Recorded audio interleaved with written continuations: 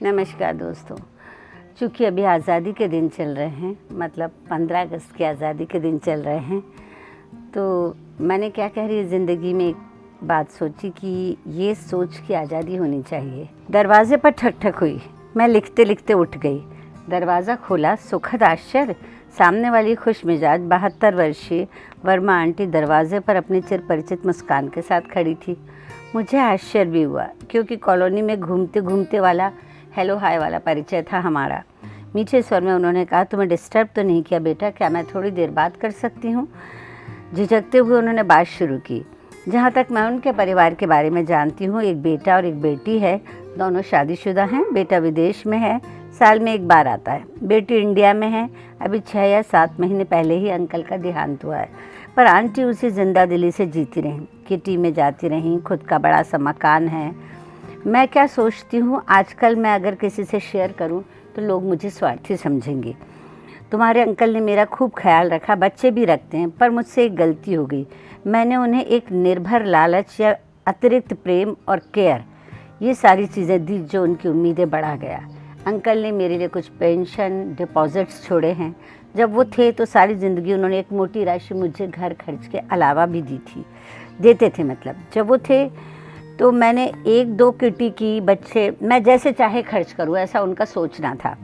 वो बता रही थी कि मैंने 1-2 किटी की, 2 बच्चे गोद लिए, संस्था में एक बुज़ुर्ग का खर्चा भी मैं उठाती हूँ। बाकी सारा बचा हुआ साल भर इकट्ठा करती, और जब दोनों बेटे और बेटी आते तो उन्हें एक मोटी रकम देती।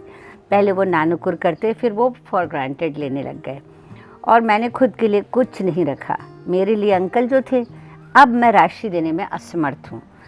फिर बच्चे भी खुद समर्थ हैं, पर थोड़ा सा रिश्तों में खिंचाव महसूस करती हूँ आजकल। बेटा कहने लगा है कि अगर आपको कुछ हो गया तो हमें उतनी दूर से आने में समस्या होगी। इतने बड़े घर का आप क्या करोगी? आप हम सब बेच बाच के हमारे साथ कनाडा चलो। बेटी दामाद कहते हैं सब बेच के हमारे साथ रहो। हो सकता है इसमें उनका प्यार छुपा हो, पर मैं आत्मनिर्भर रहना चाहती हूँ।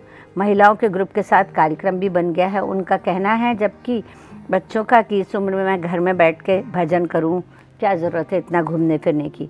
कुछ हो गया तो देखो बेटा, जो कुछ होना है वो तो सब घर पे भी हो सकता है। तो मुझे स्वार्थी समझोगी? तुम्हारे अंकल बहुत अच्छे थे, पर उनके जाने के बाद मैंने अपनी अस्मिता पहचानी।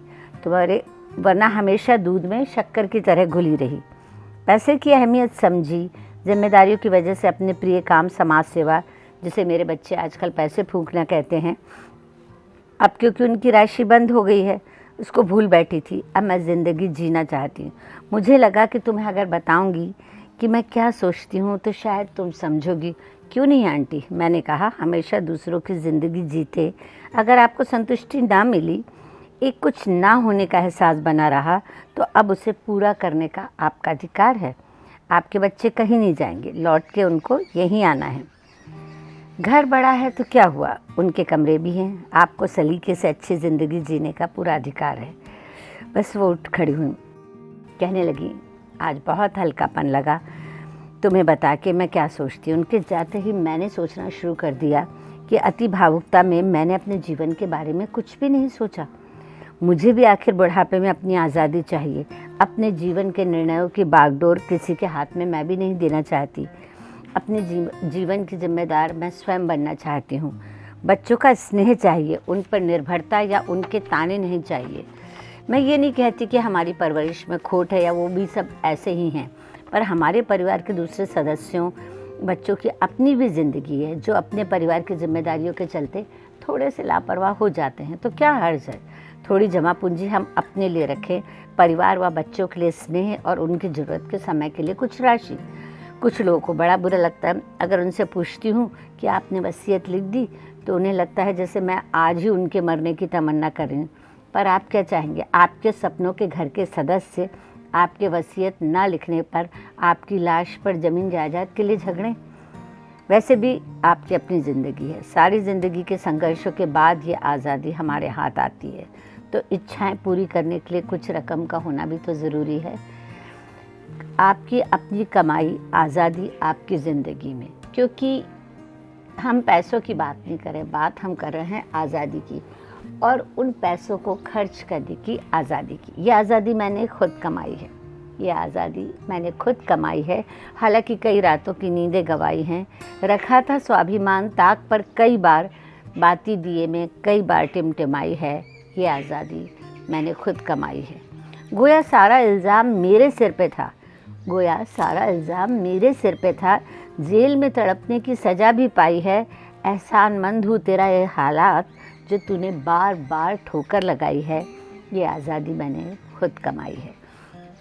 कब तक न निकलता पत्थर से पानी, कब तक मतलब मैं अवेयर नहीं होती, कब तक न निकलता पत्थर से पानी। हथौड़ी जो उसने जमकर लगाई है, बह निकली मैं खिलखिलाती झूमती। अब ये राह मेरे हाथ आई है। ये आज़ादी मैंने खुद कमाई है। बेटे को कनाडा फ़ोन लगाकर कहा कि मुझे वहाँ ज़रा भी अच्छा नहीं लगता। वैसे भी तुम लोग इंडिया आते हो तो मुझे अच्छा लगता है, सो तुम लोग ही आ जाना। सो सोच रही हूँ कि आज पुराने दोस्तों के साथ कैफ़े में नॉस्टैल्जिया जिया जाए, ठाकुर के साथ एक दूसरे से मुस्कुरा के पूछा जाए और क्या कह रही है ज़िंदगी।